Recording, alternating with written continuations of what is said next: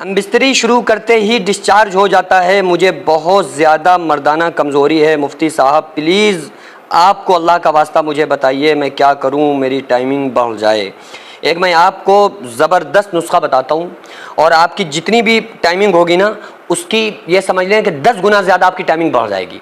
और ये मसला कम से कम ये मान के चलें 20 मरतबा मेरे पास जीमेल पर ये सवाल पूछा गया और कहा गया कि इस पर ज़रूर वीडियो बनाइए। तो मैं उसका इलाज आप लोगों को बता देता हूँ कि जिस इंसान को भी मर्दाना कमज़ोरी है ना, तो उसके लिए उसको क्या करना चाहिए जिसके ज़रिए से उसकी जो कमज़ोरी है वो ख़त्म हो जाए और उसकी टाइमिंग मेंटेन हो जाए। देखिए, बाज़ मरतबा कुछ बचपन की गलतियाँ, कुछ ऐसी आदतें, थोड़ा सा शर्म के ख़िलाफ़ मसला है लेकिन ज़रूरी है आज के नौजवान के लिए, ज़रूरी है क्योंकि वो लोग जो बचपन की हालत में कुछ ऐसे काम कर बैठते हैं, कुछ ऐसी गलतियां कर बैठते हैं जिसका पछतावा फिर उन्हें सारी ज़िंदगी होता है। और वे ये सोचते हैं, वो कोशिश करते हैं कि किसी भी तरह से हम अब ठीक हो जाएं, अब आइंदा से ऐसी हम कोई हरकत, कोई गलती नहीं करेंगे। तो बचपन की कुछ उनकी गलतियाँ होती हैं ऐसी जिसकी वजह से वो फिर सारी ज़िंदगी उसका भुगतान भुगत रहे होते हैं।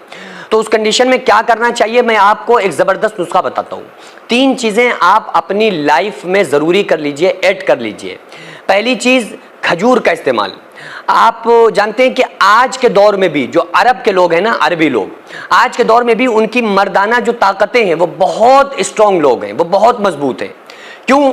बतौरे अजमी के, अजमियों को देखा जाए तो अरब की ताकत इस मामले में बहुत ज़्यादा है।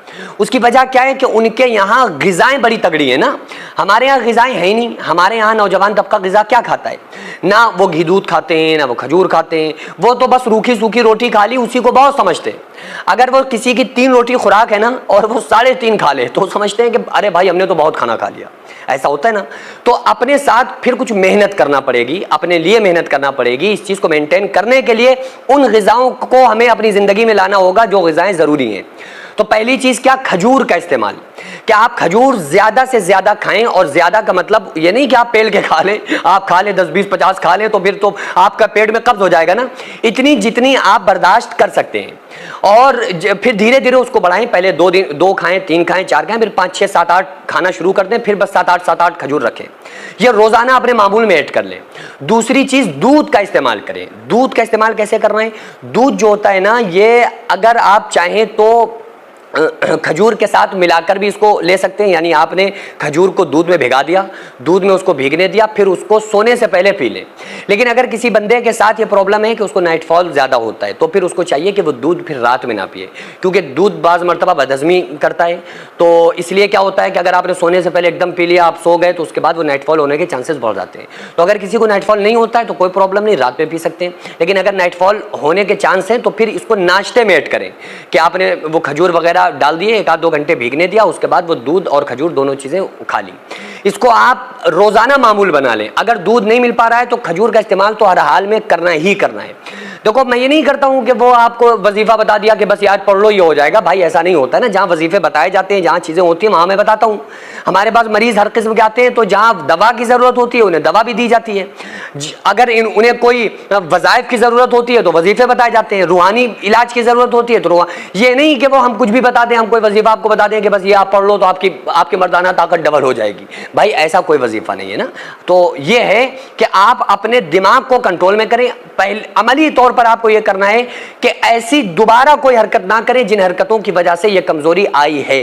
अगर इसके बाद भी कोई इंसान ये खजूर भी खाता रहे, दूध भी पीता रहे, फिर वो कुछ भी खाता पीता रहे, लेकिन अगर उसके बाद भी उस आदत को उसने ख़त्म नहीं किया, यानी हाथ के जिना को ख़त्म नहीं किया, नहीं छोड़ा, तो फिर वो कुछ भी खाता रहे, उससे कोई फ़र्क नहीं पड़ेगा। तो सबसे पहले तो उस गुनाह को ख़त्म करना पड़ेगा, उस गुनाह को छोड़ना पड़ेगा जिस गलती की वजह से वो इस कगार पे पहुँचाए।